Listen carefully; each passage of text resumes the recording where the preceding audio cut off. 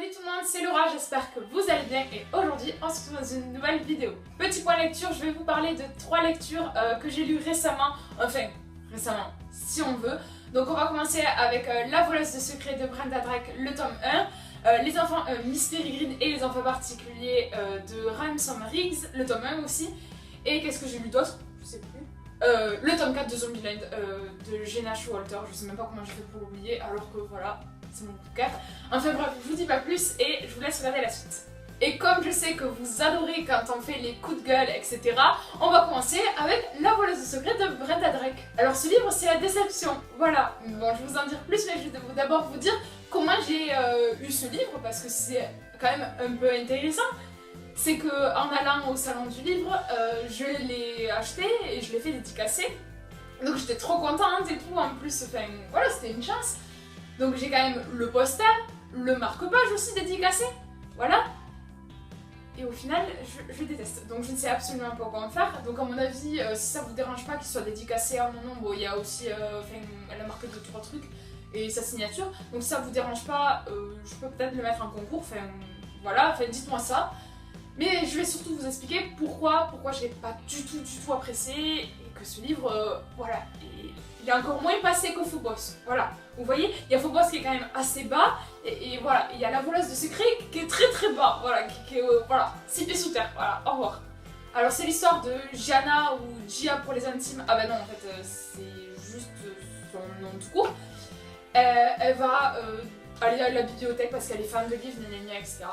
Et puis elle va rencontrer des gens bizarres et ils vont faire passer par des portails, genre par des livres, voilà, de bibliothèque en bibliothèque. Et puis il y a tout un tas de méchants qui vont vouloir les poursuivre.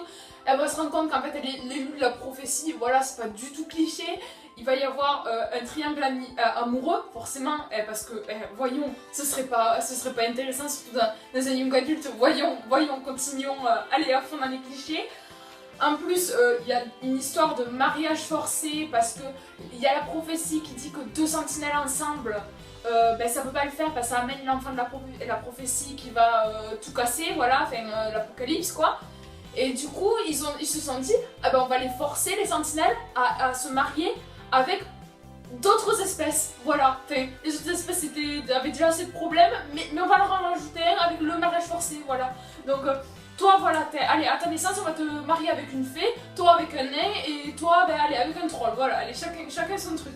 Non mais c'est juste aberrant, c'est juste n'importe quoi, surtout qu'en plus, la plupart des sentinelles sont à la base des humains qui vivent juste tranquillement leur vie au 21e siècle, et on leur dit, ah mais non, t'as des pouvoirs, donc maintenant t'as plus de famille, tu viens avec nous, il y a un changelin qui va prendre ta forme, qui a été dès ta naissance élevé pour ça, et on va le mettre dans ta famille et toi tu ne la reverras plus jamais. Et c'est normal, voilà, t'as des pouvoirs donc tu comprends bien, fallait bien payer un truc en échange donc tu vas payer ta famille.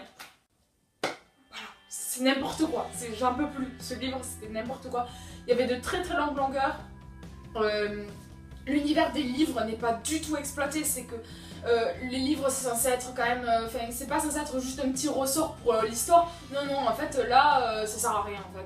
Alors que ça devrait être tellement plus exploité, alors que là, voilà, les bibliothèques, on a fait tout juste à peine la description, oh elle est belle et c'est tout, voilà. Non mais non, explique-nous, raconte-nous des trucs, raconte-nous à propos des livres, à propos des bibliothèques. Elles sont quand même fantastiques, c'est quand même les plus belles bibliothèques du monde, donc raconte-nous, Non, et c'était long, c'était prévisible, c'était pas intéressant.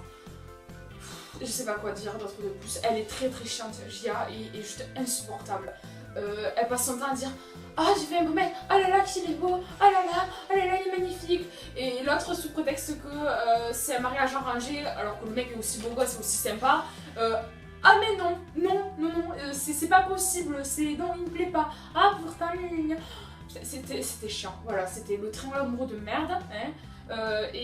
Désolée d'être si vulgaire, mais c'était le cas.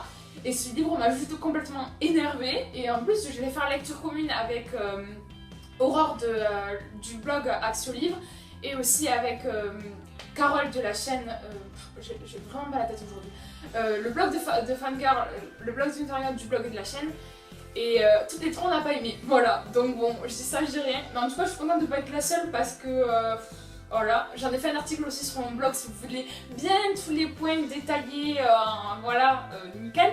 Surtout qu'en plus, ce truc c'est un petit pavé, et il fait plus de 500 pages, je sais pas, 600. C'était horrible, c'était un boulet, voilà. Je le dis, je préfère encore lire toute la trilogie de Phobos plutôt que de relire celui-là. Voilà, c'est pour vous donner une échelle. Enfin bref, c'est un livre que je n'ai pas du tout aimé. Je pense que ça peut plaire à certains, mais en tout cas, si vous n'aimez pas les clichés, n'y allez pas. N'y allez pas du tout, je ne vous le conseille pas. Voilà, j'ai rien d'autre à dire et on passe à la suite parce que franchement, je pense que je vais péter un câble toute seule. En second, j'ai lu Les enfants particuliers de Miss Peregrine, le tome 1.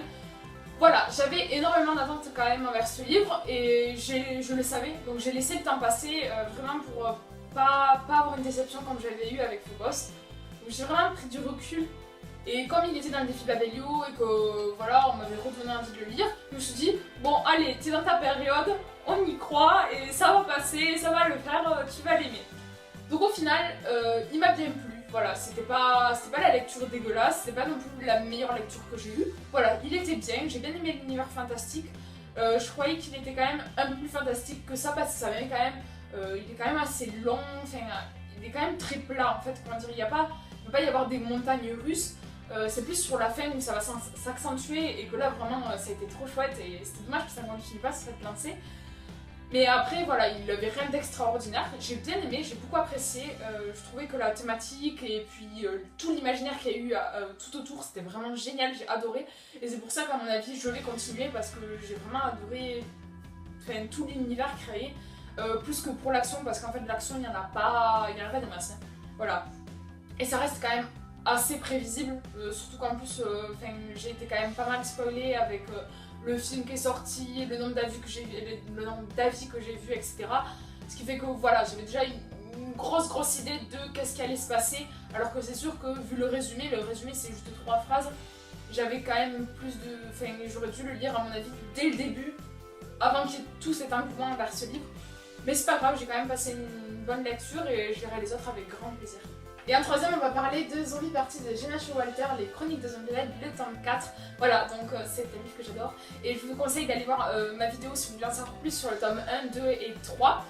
J'avais fait une vidéo, même si elle est un peu ancienne et que je n'apprécie pas vraiment, si vous voulez en savoir plus sur cette série que j'aime d'amour, vous pouvez aller la voir. Et en tout cas, on va se retrouver dans ce tome 4. On n'a plus le point de vue de Ali ou de Alice.